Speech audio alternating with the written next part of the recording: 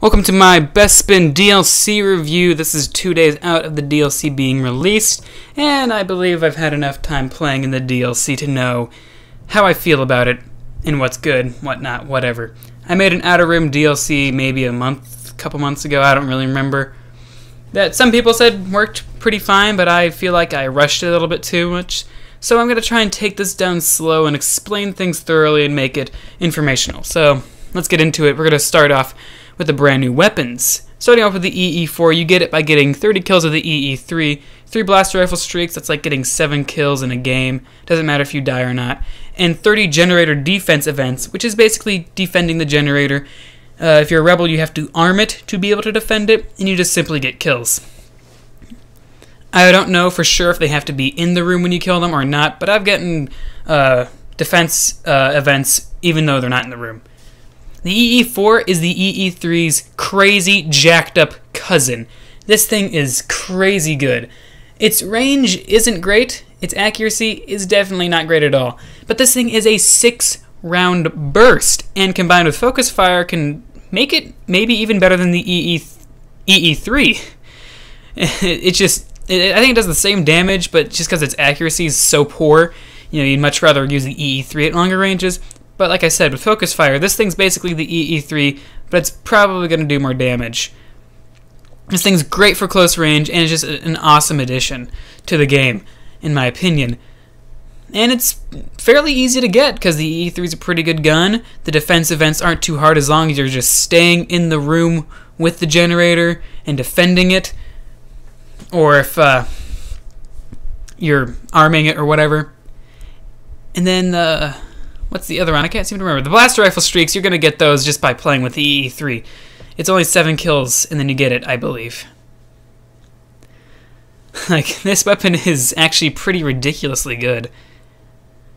But it feels balanced. It's balanced, because it does a whole lot of damage, but it's not very accurate.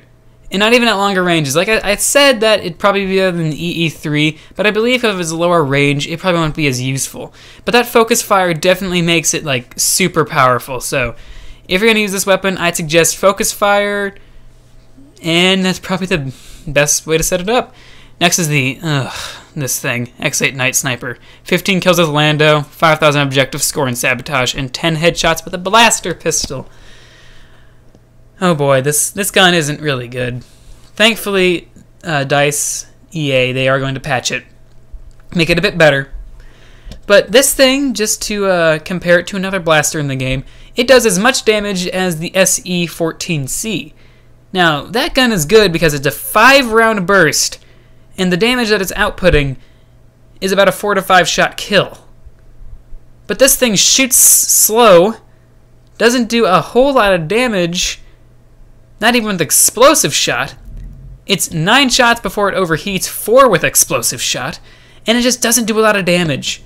At most ranges, it is a 4 to 5 shot kill, even in closer ranges. So it's just not that great. I get lots of assists, or I end up getting the enemy down to 1 health, and they still kill me, because every single weapon outguns this weapon in any situation. I think the purpose of this gun was not only to give Lando a gun, obviously, because that's actually a weapon that he uses in the Rebel series, but it was to kind of give a different variation. No, that's not the word I'm looking for. But have a different take on a sniper, instead of using the T21B, which is undoubtedly better than this thing, I'd say. Like, it kills in 3 shots no matter where you're shooting the T21B, so maybe they're thinking, oh, we get a weapon that shoots faster and has slightly more ammo. By more ammo, it's only 2 more shots before it overheats, and does less damage. I don't really understand the purpose of this weapon in that case. Like, is it trying to be a sniper rifle? Like, it's called the X8 Night Sniper? I don't know. It doesn't really fit that well. If it did more damage over ranges, maybe it'd actually be pretty good. But it's also not very accurate. Like, I have a hard time hitting people sometimes. And also, its night vision is, it can be awful sometimes, just awful. If you're aiming into a group of enemies, you're never going to know who you're actually hitting half the time, because if they're all bunched up and you're aiming, say, slightly to the left of the enemy's arm, and you're thinking you're going to be shooting at the guy whose health bar is popping up or whatever, no, you're probably going to shoot the guy behind him or the guy behind him. Its night vision is good for spotting at enemies and heads and whatnot, but for some reason dead bodies still show up. Now it is a 2-shot headshot, but that's if you get 2 shots to the head. And you're going to definitely need to get headshots with this up because it's just so weak. This thing is just an assist machine if you're with teammates. But one good combo is if you use the shock grenade and even the disruption star card effectively, and like you get all the enemies disrupted or you shock all the enemies, and you go for headshots, not half bad. But do remember that enemies can break free of the shock grenade, and then combined with the disruption, they won't be able to shoot you back for a while, but I'd suggest activating it if they do break free. It's probably the best way to use the weapon, but honestly the best way to use the weapon is to not use it. Now we have the Ion Neutralizer. You gotta destroy 25 enemy vehicles, playing fighter squadron is a good idea, and kill 3 enemies with ion torpedoes. Just kinda go after enemy ATSTs. So, this thing just disables vehicles. It does barely any damage, and it's not really that great. I believe it can shut down the AT-AT's blaster cannons for like 2 seconds, and it can stop the AT-ST from getting away from you if you're trying to lock onto it. But other than that, it's not that great, because enemies can actually still jump out of an AT-ST even if it's stunned. It only lasts for 2 seconds, so they're gonna see where you shot it from, they're gonna be like, oh great, there's that guy, I'm gonna blast him. And as you see there, he just hops out. But against vehicles, it can be very useful. If they're going for a strafe, you hit them, they won't be able to control their vehicle, and they can either crash or you can easily shoot them. To get the upgraded version, you gotta disrupt 20 enemy vehicles, destroy 5 vehicles in Walker Assault, and use 20 ion shots. Next is the Disruptor star card. You gotta use 25 cooling cells and complete 30 cooling flushes. A suggestion would be to use the DLT-19X in the back of the map, be a potato and just shoot at a wall. Pretty simple. And cooling cell, just play the game normally and just activate it all the time, really. This thing will disrupt enemies' blasters. They won't be able to shoot you, and their cooldown will actually take a bit longer. They'll stay at the top of their overheat bar just a couple seconds longer, like not really that long, so they can't immediately cooling flush after you disable. Against heroes, though, that have a blaster, it will disable their blaster, but they will be able to cooling flush it immediately, so it's not as overpowered. Now, enemies can still use their shields and jump packs to get away from you, so be aware of that. It will disable enemy turrets and other type of equipment, like the ones that you can mount or the ones that you can place down. So be aware of that. You can't destroy them. You just got to get 50 overheat bonuses and 20,000 score as any hero in any game mode to upgrade that thing. Not as overpowered as I thought it was. Security for the shot grenade, you got to arm 5 generators and disarm 5 generators. Alright. It sounds simple, but it's not too simple. Just play the game normally, sabotage, and just disarm and arm generators. This thing will shock and stun enemies for 5 seconds, but they can decrease that time by trying to escape from it. This is pretty good star card. It's great for stopping enemies from getting into buildings and whatnot, and stopping them from getting near objectives. And it's great with the X8. Not too overpowered. It's alright. And to upgrade that, you gotta get 50 stun bonuses and 30 kills as Dengar, which is pretty easy. Next, we have the Scout Binoculars, and you just gotta use 25 scan pulses, which is actually pretty simple. And this thing, literally all it does is spot enemies, but it's really glitchy. And I don't think it's that worth it.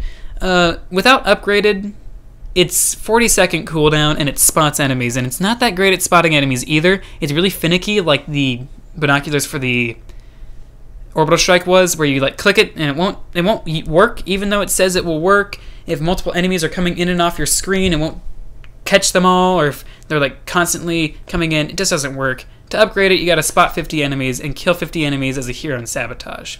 Now they did add 2 new skins, or should I say 1 new skin. For the Rebels, you have at level 65 the Bespin Wingguard at 20,000 credits, and the Shock Trooper at rank 70, also for 20,000 credits, excuse me. Although the Bespin Wingguard does kind of look funny, and I don't think he's really going to work on a lot of maps. Now let's talk about our 2 brand new heroes, Lando Calrissian, the gambler administrator of Bespin City. And you might think this guy's going to be great. He's going to be an awesome addition to the heroes, and he is not that awesome. Considering he is using the X8 Night Sniper, might just tip you off to how great he's just going to be with his awesome brand new weapon that's just so good. He can be difficult to use. Now let's just talk about his abilities and other stuff. He has a disruption that actually works on heroes and people, and will disrupt their blasters like it works regularly. So if a villain gets disrupted, such as Dengar, he will have to wait a couple seconds extra to be able to do his cooling flush, and it will disable star cards on both heroes and villains, but it will not affect Emperor Palpatine or Darth Vader. He also has this unique trait ability, which you get by killing people and hurting them a lot. And as you can see here that I slowed down very slow, you see tiny little explosions that will appear on them, which means you're doing 2.5 or some other crazy number extra damage. But it's a random gamble and a chance to get it, and you have to have a high amount of your trait to even get it to be actually useful. Because his weapon is already weak, he needs that extra damage that you can get. You can get it up to 25% chance, which is pretty useful. Now his other two abilities, he has a shock trap, which looks like a hero pickup, a hero health pickup, or even just a random regular pickup. But it'll be glowing blue underneath it, so heroes versus villains might not be too useful. And it will also be spinning the wrong direction. If you walk too close to it, it will shock you. If you're a regular trooper, it will damage you enough to be killed in like one shot. And his last move is his Power Blast, which can do a lot of damage, but sometimes it's hard to use. You have to be really accurate. But compared to Dengar, holy crap, this dude is awesome. Running in with explosive rushes, just blasting people away. He's a tank. His trait ability I want to talk about first allows him to get extra health, but not really extra health, more like resistance to blasters. The more kills you get, the more damage you're doing to heroes, the more damage he can tank, making him an absolute beast in the front lines. He's great for rushing into buildings with Explosive Rush, which can insta-kill people, but it will take a second to blow up and you will be slightly vulnerable while doing it, so be wary of that. And his Frenzied Fire, which is his other ability, allows him to just rapid fire his DLT-19. Holy crap, like super fast. But you cannot jump or run while using it, so be aware of that if you are chasing an enemy hero or somebody with it. He also has a Hurricane Strike that allows him to smack enemies in a very wide radius and do a heck of a lot of damage, like Luke's Saber Rush or Han Solo's Shoulder Charge. There is a glitch that does not damage enemy heroes when using Explosive Rush.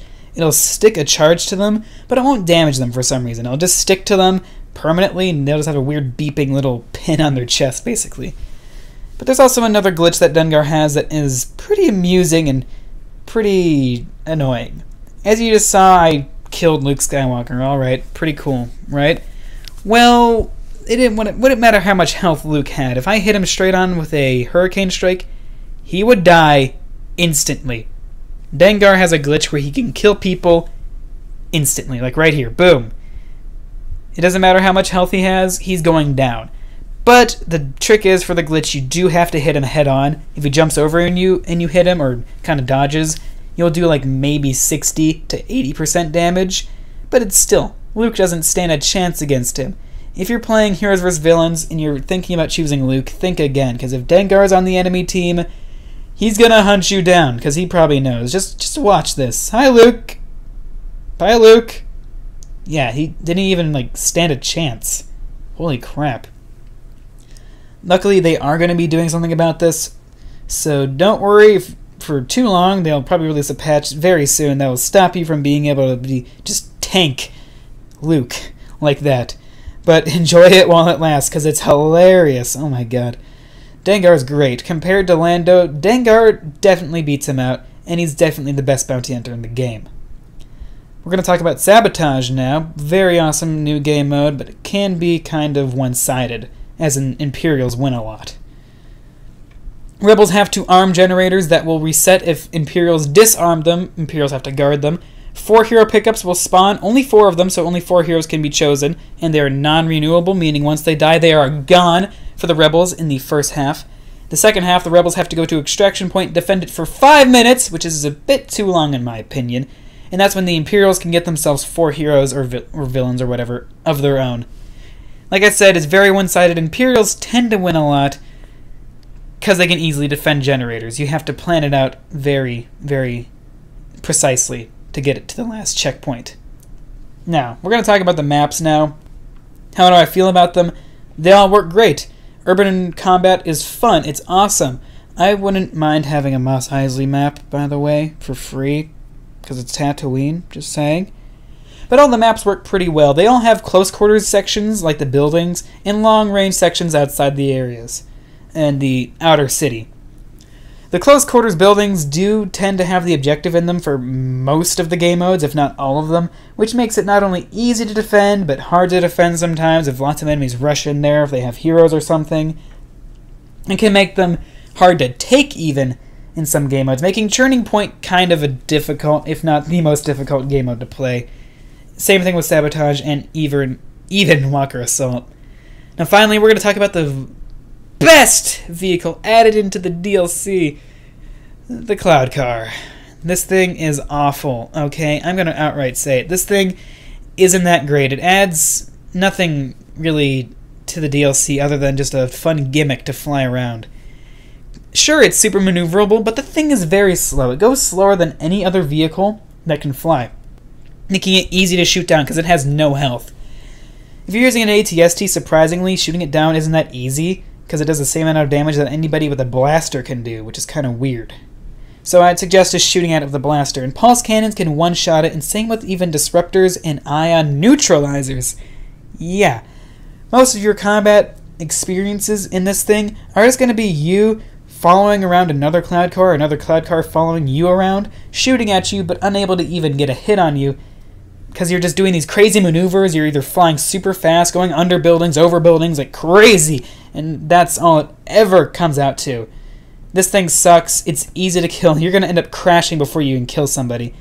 And if you're playing Fighter Squadron, you're just screwing yourself over, because not only will you never get a kill because it can't lock on because its accuracy sucks, you also might not ever die because nobody can hit you.